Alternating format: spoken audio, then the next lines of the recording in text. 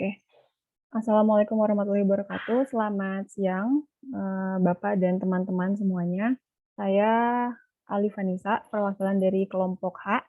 Kali ini kami dari kelompok H akan mempresentasikan tentang materi penegakan hukum berkeadilan di Indonesia. Pada hari ini yang hadir di presentasi ada Yani Noviani, Maharani, Tasya Efrili, Torik, Ihwanuddin Haran, Adinda Kirana, Fatmasari Muzakir, dan saya sendiri Alif Vanisa. Untuk materi pertama, boleh di next slide-nya, akan disampaikan oleh Fatmasari Muzakir. Silahkan, Fatma. Oke, ngomong-ngomong tentang penegakan hukum, apa sih arti penegakan hukum itu? Penegakan hukum adalah proses upaya untuk tegaknya atau berfungsinya norma-norma hukum secara nyata sebagai beban perilaku dalam lalu lintas atau hubungan-hubungan hukum dalam kehidupan bermasyarakat dan bernegara. Ditinjau dari sudut subjeknya, penegakan hukum itu dapat dilakukan oleh subjek yang luas dan dapat pula diartikan sebagai upaya penegakan hukum oleh subjek dalam arti yang terbatas.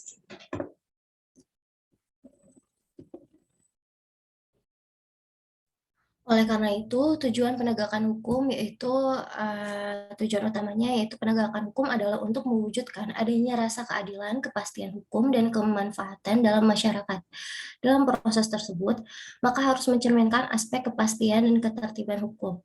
Dan pentingnya penegakan hukum yang berkeadilan adalah dengan adanya keadilan dalam penegakan agar hukum dapat tertib dan tidak merendahkan martabat warga negara. Dengan kata lain, hukum selalu melayani kepentingan, keadilan, ketertiban, dan ketentraman warga negara.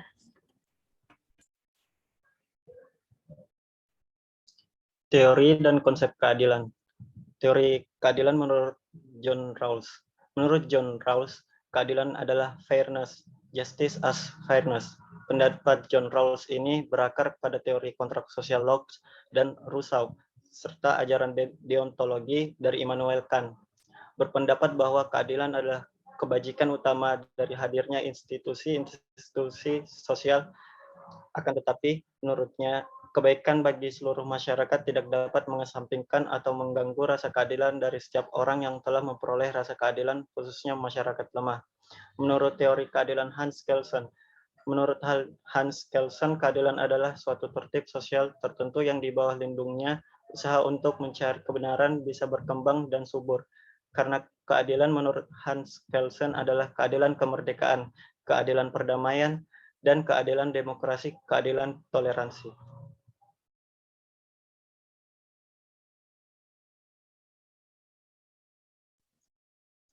Asas pembentukan perundangan yang berkeadilan. Pembentukan peraturan perundang-undangan diatur dalam UU Nomor 12 Tahun 2011 mengenai tata urutan perundang-undangan yang berlaku di Indonesia. Dalam UU tersebut, jenis dan hierarki peraturan perundang-undangan Indonesia tertinggi adalah yang pertama, Undang-Undang Dasar Negara Republik Indonesia tahun 1945, kedua, Ketetapan Majelis Permusyawaratan Rakyat, ketiga, Undang-Undang atau Peraturan Pemerintah, keempat, Peraturan Pemerintah, kelima, Peraturan Presiden, keenam, Peraturan Daerah Provinsi, ketujuh, Peraturan Daerah Kota atau Kabupaten.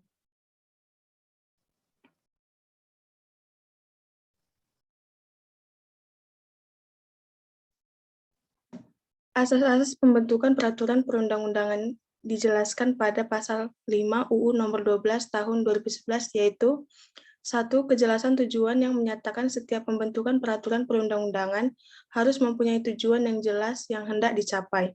2. Kelembagaan atau organ pembentuk yang tepat menyatakan bahwa setiap jenis peraturan perundang-undangan harus dibuat oleh lembaga negara atau pejabat pembentuk peraturan perundang-undangan yang berwenang.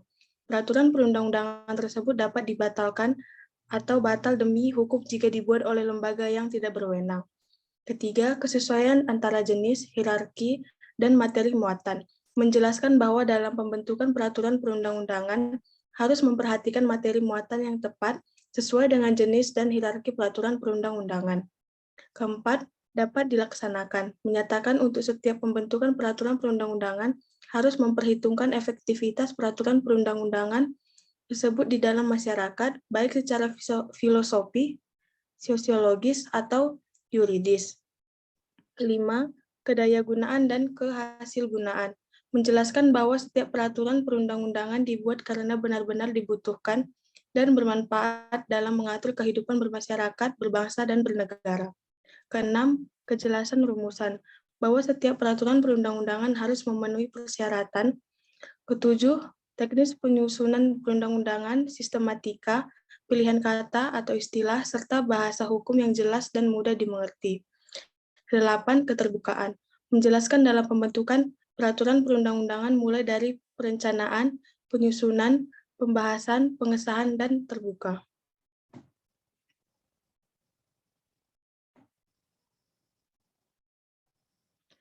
Pada pasal 6 UU nomor 12 tahun 2011 memiliki materi muatan bahwa peraturan perundang-undangan harus memiliki atau mencerminkan asas pengayoman, kemanusiaan, kebangsaan, kekeluargaan, kenusantaraan, Bhinneka Tunggal Ika, keadilan, kesamaan kedudukan dalam hukum dan pemerintah, ketertiban dan kepastian hukum, keseimbangan, keserasian, dan keselarasan.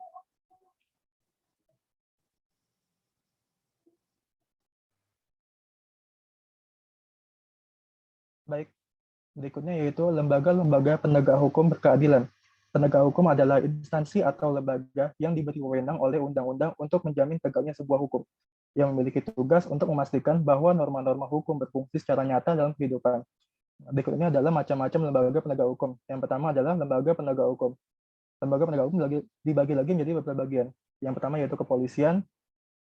Kepolisian Nasional Indonesia disebut dengan Kepolisian Negara Republik Indonesia atau disingkat dengan Polri.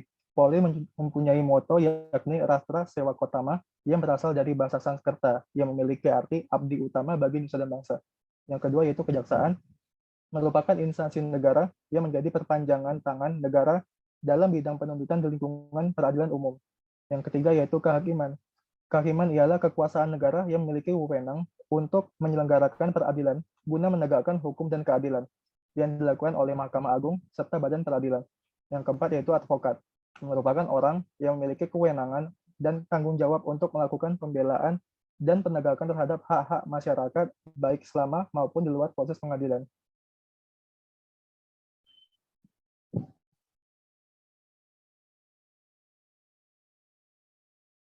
Yang kedua yaitu lembaga peradilan. Lembaga peradilan dibagi lagi menjadi beberapa bagian. Yang pertama yaitu peradilan agama. Peradilan ini khusus menangani perkara tertentu bagi masyarakat yang beragama Islam, seperti perceraian dan warisan. Pengadilan agama terdiri dari tingkat pertama yang berada di ibu kota, dan pengadilan tinggi sebagai pengadilan tingkat banding yang terletak di ibu kota provinsi. Undang-Undang Nomor 7 Tahun 1989. Untuk daerah Aceh, pengadilan agama dan pengadilan tinggi agamanya dibentuk dengan nama Mahkamah Syariah Aceh untuk perkara hukum keluarga, perdata, pidana berdasarkan Kanun Aceh. Undang-Undang Nomor 11 Tahun 2006. Selanjutnya yaitu peradilan militer. Peradilan militer menangani perkara pidana dan sengketa tata usaha angkatan bersenjata bagi kalangan militer. Badan yang menjalankan terdiri dari pengadilan militer tinggi, dan pengadilan militer utama. Letak pengadilan militer utama berada di ibu kota negara. Selebihnya ditentukan dan ditetapkan oleh keputusan Panglima TNI, Undang-Undang Nomor 31 Tahun 1997. Berikutnya yaitu peradilan tata usaha negara. Peradilan ini khusus menangani perkara gugatan terhadap pejabat administrasi negara akibat penetapan tertulis yang dibuatnya merugikan seseorang atau badan hukum. Pengadilan ini terdiri dari Pengadilan Tata Usaha Negara dan Pengadilan Tinggi Tata Usaha Negara di Ibu Kota Provinsi. Undang-Undang Nomor 5 Tahun 1986. Dan terdapat pengadilan turunan dari Pengadilan Tata Usaha Negara yang menangani masalah pajak, yaitu Pengadilan Pajak. Undang-Undang Nomor 14 Tahun 2002. Yang terakhir yaitu peradilan hukum, peradilan umum. Nah, peradilan ini menangani perkara pidana dan perdata secara umum. Badan yang menjalankannya terdiri dari Pengadilan Negeri sebagai pengadilan tingkat pertama yang berkedudukan di ibu kota kabupaten atau kota yang menjadi wilayah kewenangannya, dan Pengadilan Tinggi sebagai pengadilan tingkat banding yang berkedudukan di ibu kota provinsi dengan kewenangan meliputi wilayah provinsi tersebut.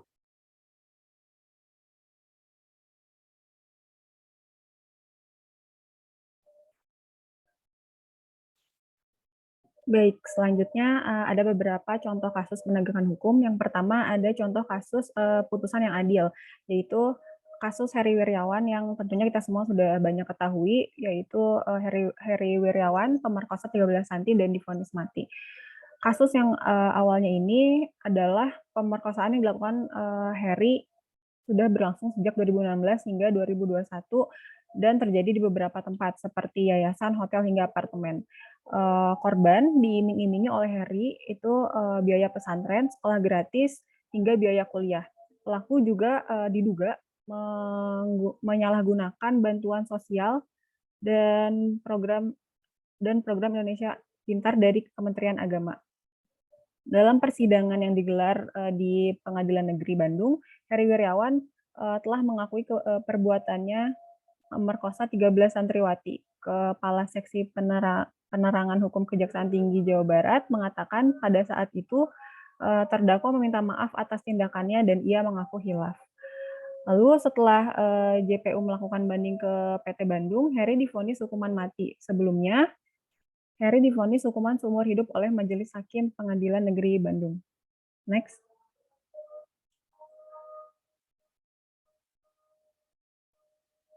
Berikut adalah 9 poin putusan lengkap Hakim PT di Bandung. 2 di antara 9 ini adalah mengatakan bahwa menghukum terdakwa dengan pidana mati dan merampas harta kekayaan atau aset terdakwa Heri Wirawan atas perbuatannya tersebut. Nah, putusan ini dirasa adil karena Heri telah melakukan pelanggaran berlapis dan mengatasnamakan agama. Perbuatan-perbuatannya jelas tidak bisa ditoleransi dan sangat bertentangan dengan agama serta hukum yang berlaku. Vonis ini dapat menunjukkan keseriusan pengadilan dalam menangani kasus pelecehan seksual dan setidaknya dapat memberi pelajaran bagi masyarakat agar lebih sadar terhadap kasus-kasus pelecehan seksual. Untuk kasus selanjutnya akan dijelaskan oleh Adinda. Silakan Adinda. Sebentar ya, azan break dulu.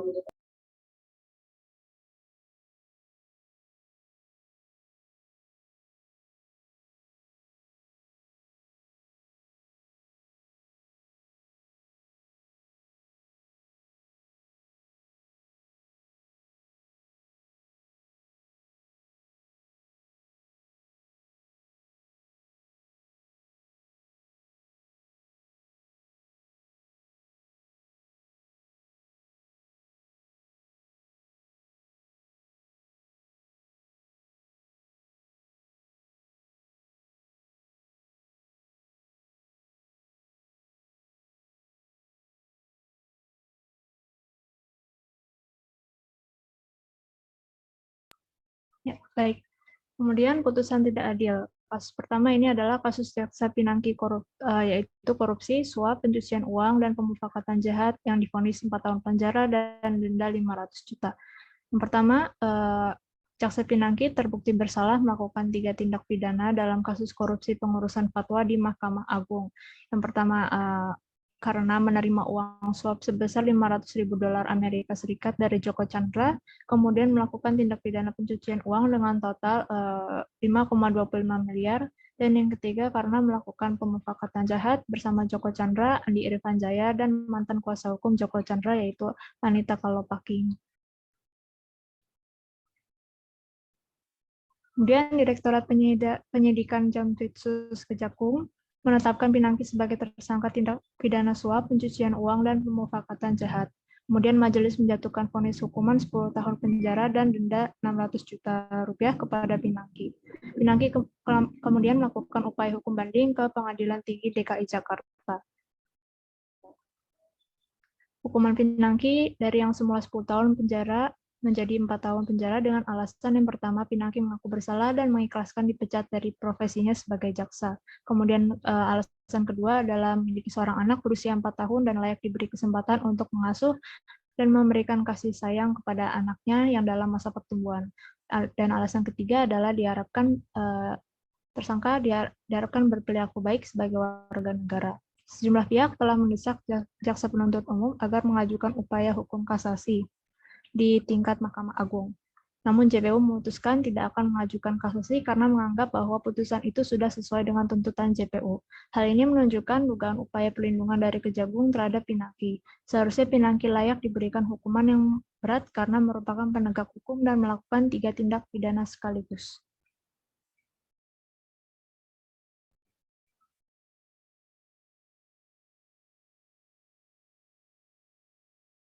Berikut adalah contoh putusan tidak adil adalah kasus pencurian 3 buah kakao oleh Nenek Mina.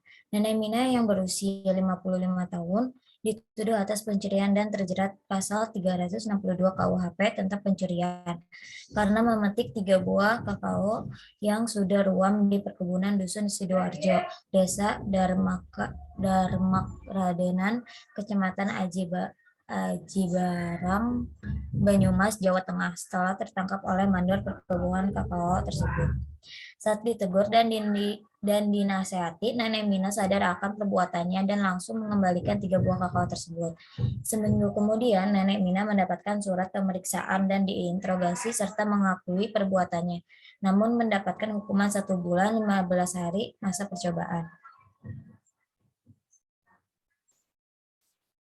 Kasus ini dinilai tidak adil karena Nenek Mina tidak menyembunyikan hasil perbuatannya. Nenek Mina sadar atas perbuatannya yang salah dan meminta maaf.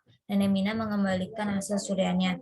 Dan juga kondisi ekonomi yang memprihatinkan membuat orang miskin tidak memiliki pengetahuan tentang umum. Seperti contohnya Nenek Mina ini hanya lulusan SD aja kelas 1 dan tidak mempunyai penasihat hukum sehingga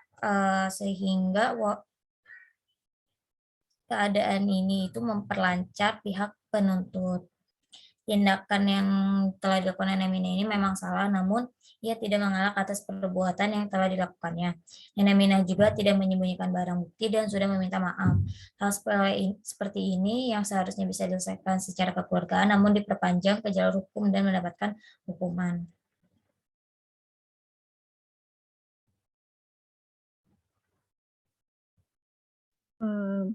Baik, terima kasih teman-teman atas pemaparannya. Sekian presentasi dari kelompok H. Terima kasih atas perhatian Bapak dan teman-teman. Tanggapan terhadap kami bisa disampaikan di forum diskusi. Terima kasih sekali lagi. Mohon maaf bila banyak kesalahan. Wassalamualaikum warahmatullahi wabarakatuh. Selamat siang.